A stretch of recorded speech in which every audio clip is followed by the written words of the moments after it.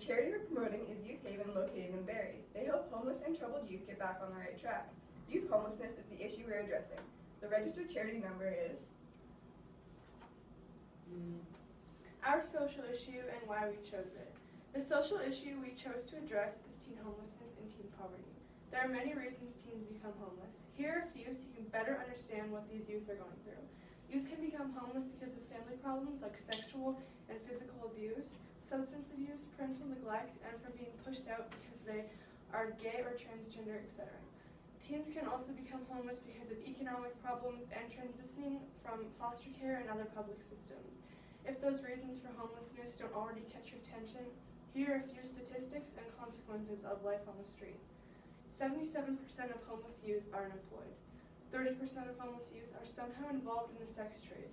Living on the streets increases likelihood of high-risk behaviors like unprotected sex and drug use, and these behaviors make it more likely for them to stay homeless longer. They also have a greater risk of becoming mentally ill or having mental issues, and 50% of homeless youth come from middle to upper class families. Homeless LGBTQ are also more likely to exchange sex for housing and experience more violence in the streets. We chose this social issue for multiple reasons. The most prominent one being we couldn't imagine what it would be like to go through something like this ourselves, and we feel it is necessary to reach out and help youth going through this. We hope to use this opportunity to achieve more awareness for this issue and have the chance to donate to Youth Haven. What do they do? Youth Haven provides a safe environment for all teens. Its purpose is to aid teens who come to them and get them on the right track. They provide assistance in many areas of life like education, housing, and jobs.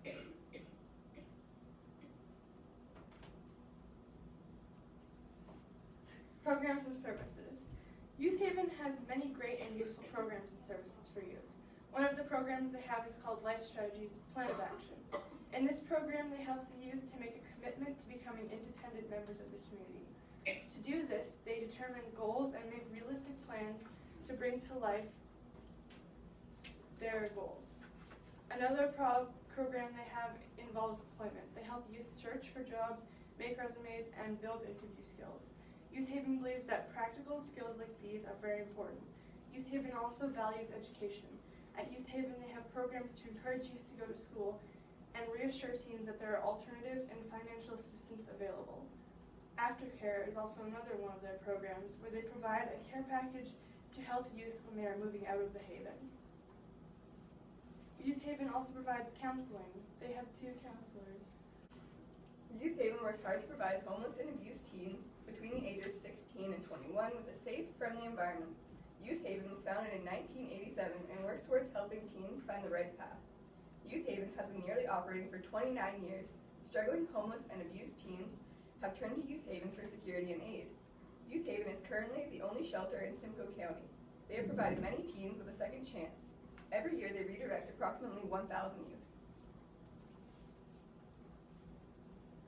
Youth Haven's purpose. Youth Haven strives to provide emergency shelter and support services to homeless and abused teens.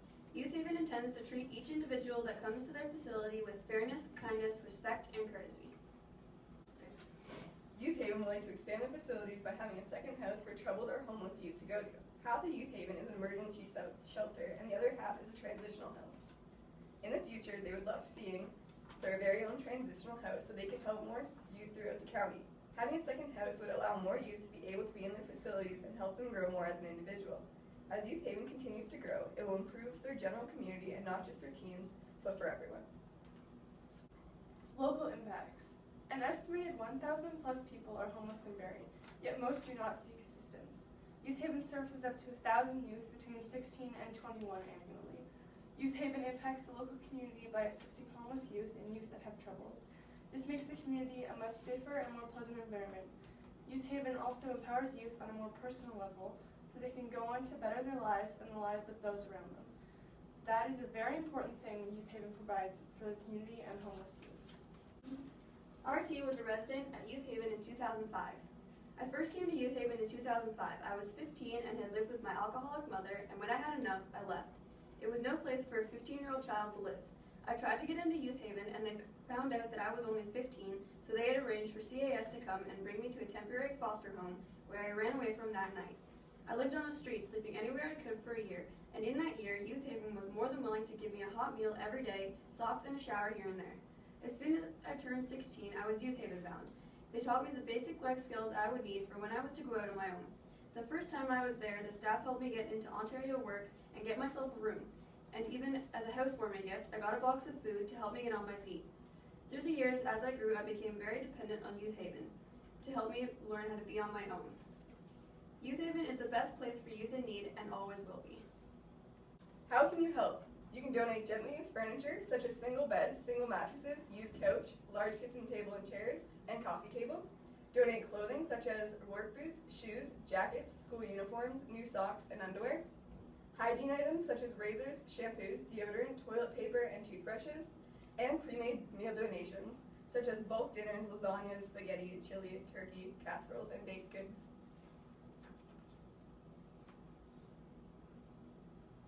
How will Youth Haven use the money? Recently, Youth Haven's furnace died and caused a massive flood in their basement. A local company, Napoleon, replaced the furnace and tore out and replaced old ductwork that was not up to Ontario's fire code. Although the furnace was fixed, many of the belongings that were in the basement, such as extra beds, bedding, food, and supplies, were all lost and damaged by the flood. Youth Haven mentioned that they would use the $5,000 to repurchase the belongings that were destroyed from the flood. Nicole, a Youth Haven representative, said since the flood happened, it's been the biggest issue Youth Haven has right now.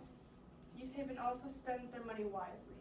95% of the money they spend has gone towards charitable programs. The other 5% went to administrative and management. They have spent no money on fundraising, political activities, or gifts to other charities.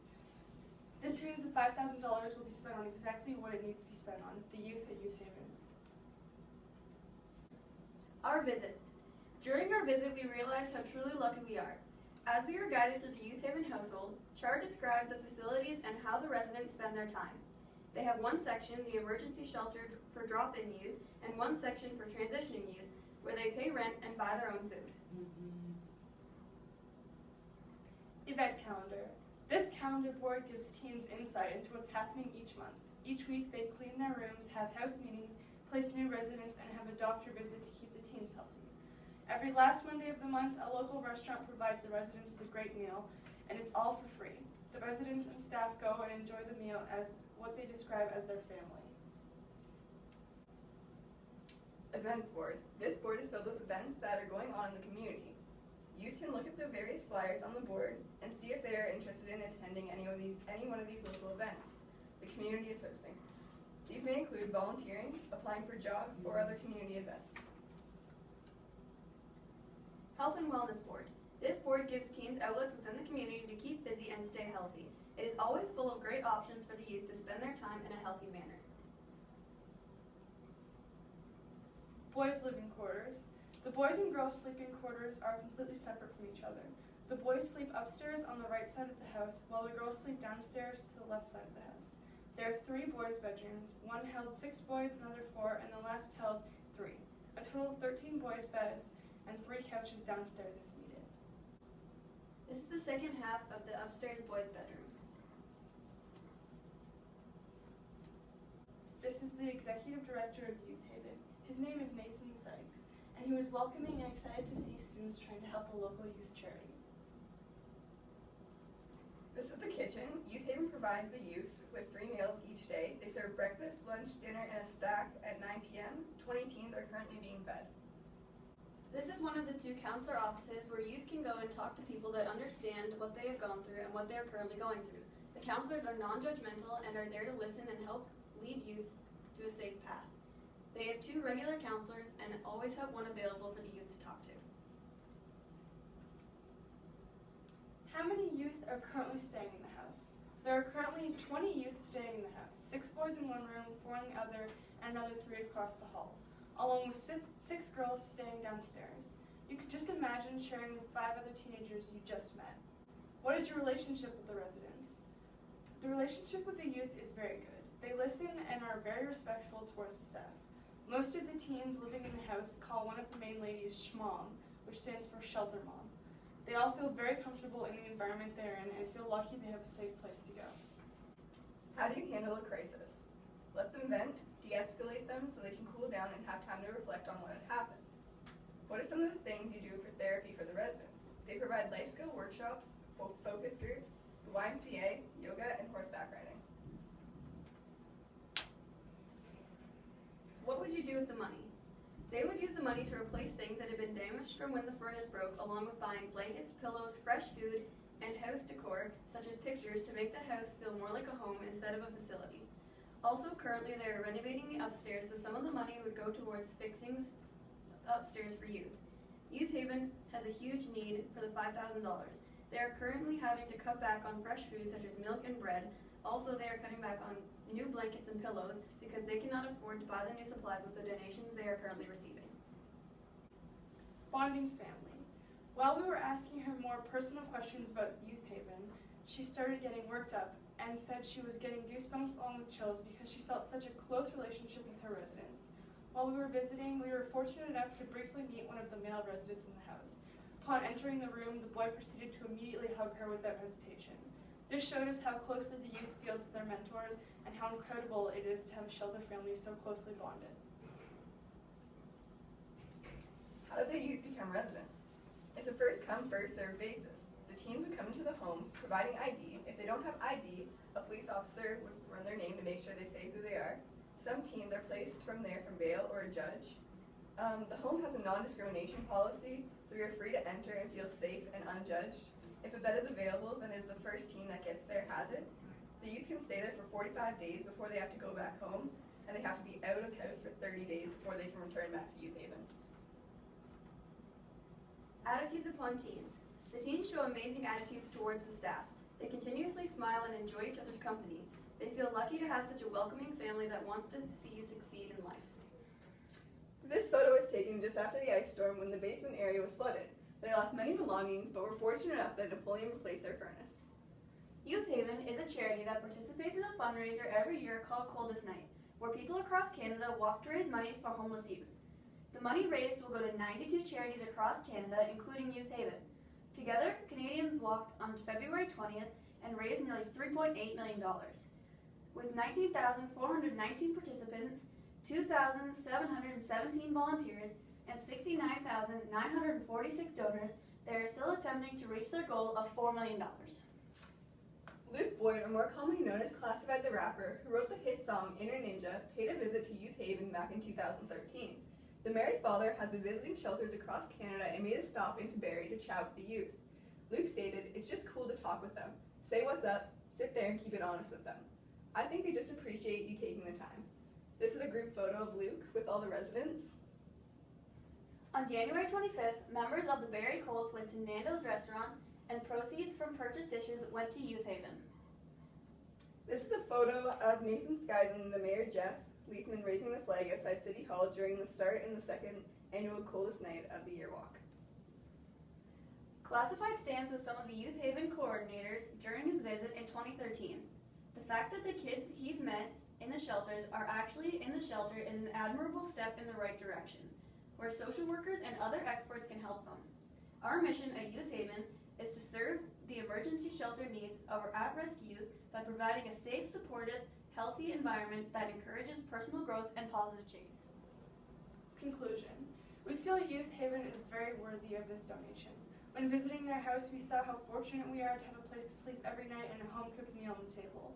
We could imagine not knowing night to night where you're going to stay or if we are going to have a roof over our heads. Youth Haven is an amazing organization that helps teenagers get back on their feet. They actually believe in the teens that go there and want them to succeed. They believe that there is good in everybody and everyone deserves a second chance. To conclude our presentation, we would like you to put yourselves in the shoes of the troubled youth that take up residence at Youth Haven. Char said one of the most important things is attempting to understand what they're going through and being able to help them to the best of our abilities. Thank you to the judges, audience, and teachers for viewing our presentation. We hope you enjoyed it.